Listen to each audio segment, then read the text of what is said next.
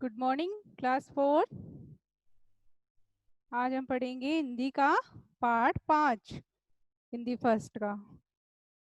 पाठ का नाम है अहंकारी मक्खी। अहंकारी मक्खी यानी अहंकारी का अर्थ क्या होता है? अभिमानी, घमंडी।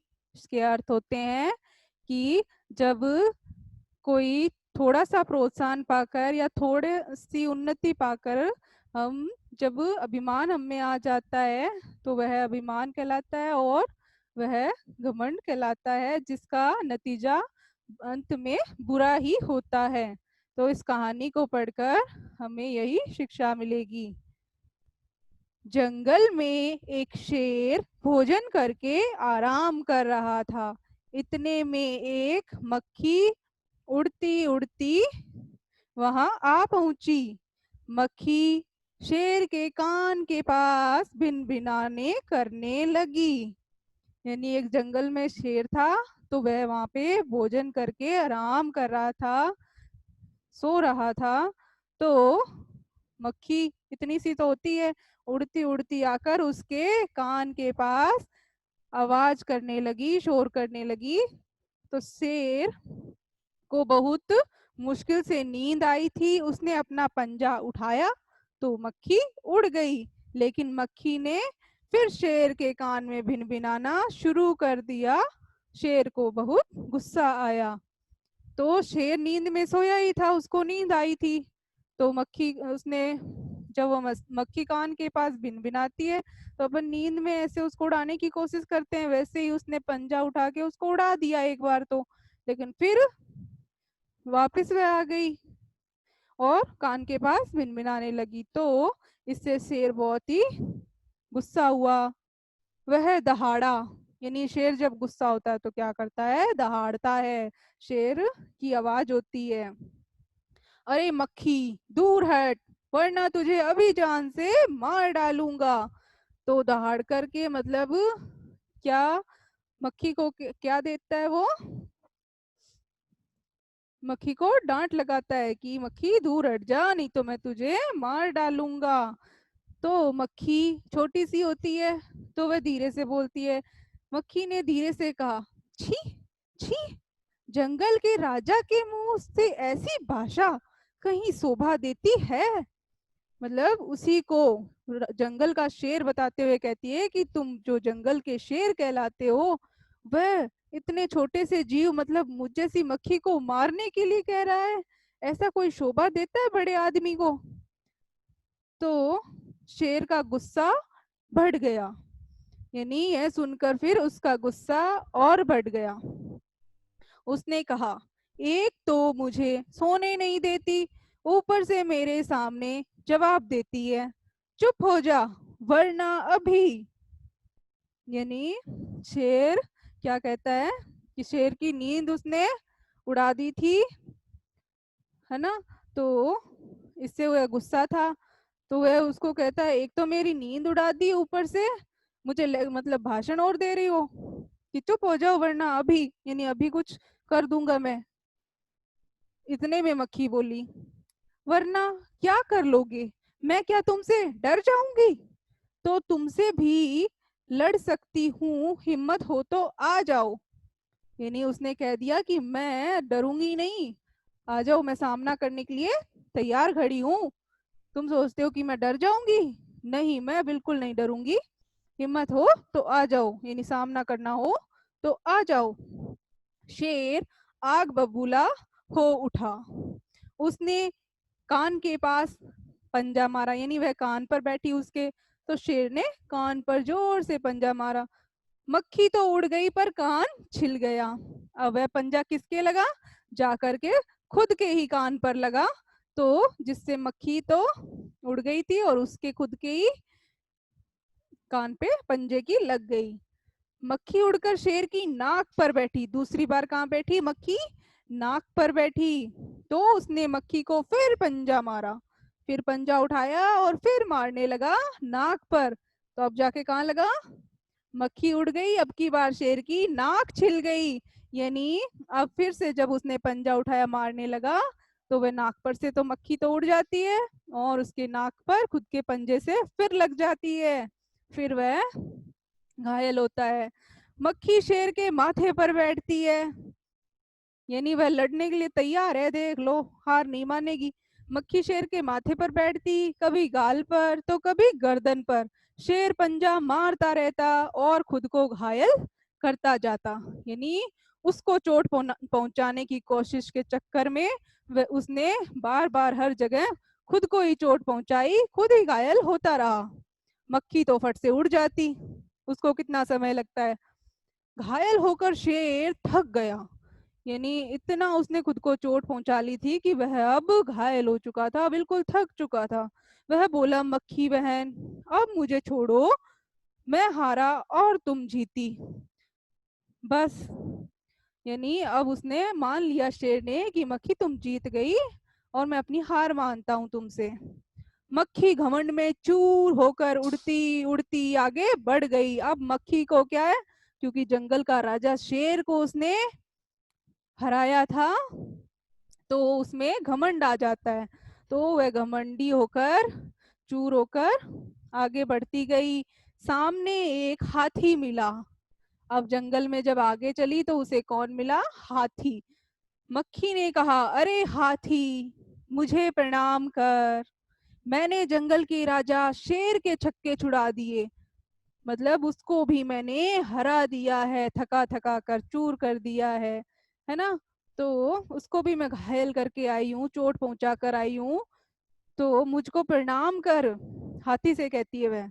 तो इसलिए जंगल में अब मेरा राज चलेगा, यानी शेर के राजा को उसने हराया है, तो अब उसकी जगह अब इस जंगल में मैं साहसी बन गई हूँ। तो क्या है, राज किसका चलेगा, शासन किसका चलेगा, हुकूमत, है ना, किसका, किसकी आज्ञा, किसका आदेश चलेगा, मक्खी का, कि मेरा आदेश चलेगा।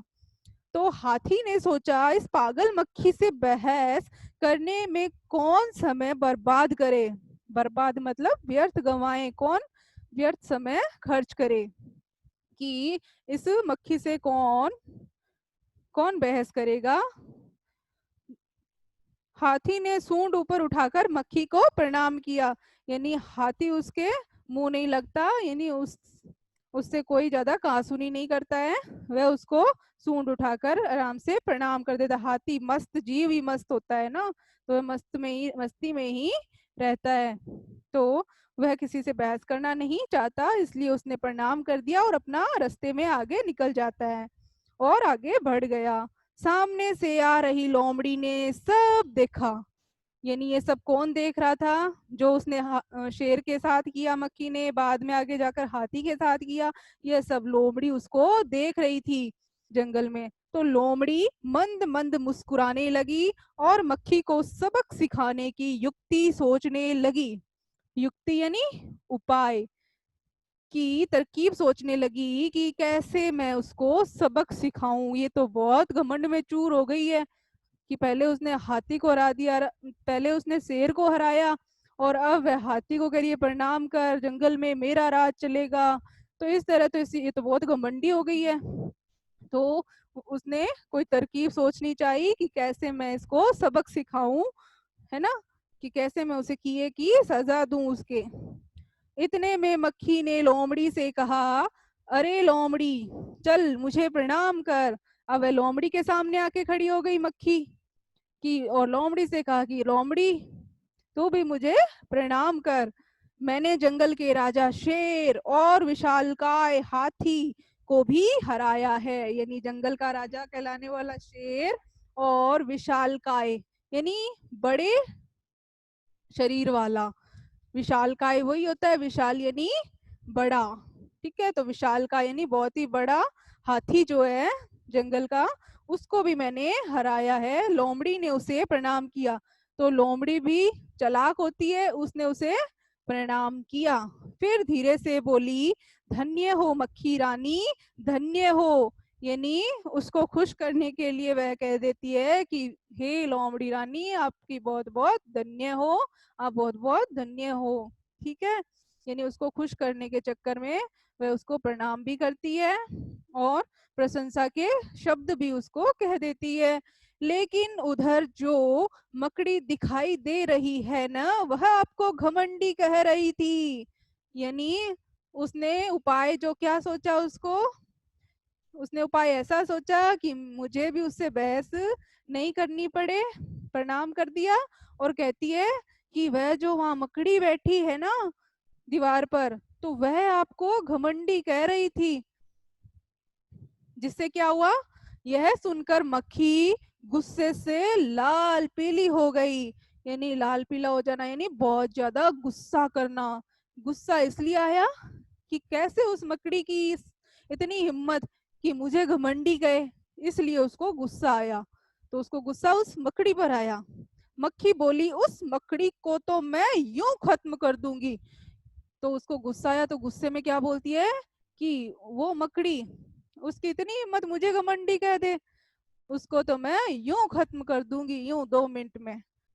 तो यह कहते हुए जैसे ही मक्खी मकड़ी की तरफ झपटी, झपटी मतलब उड़ करके जैसे ही मकड़ी पर जाती है, झपटा मारती है, तो मकड़ी के जाल में फंस गई। यानी मकड़ी कहाँ बैठी होती है, मकड़ी जाल बना के बैठी होती है।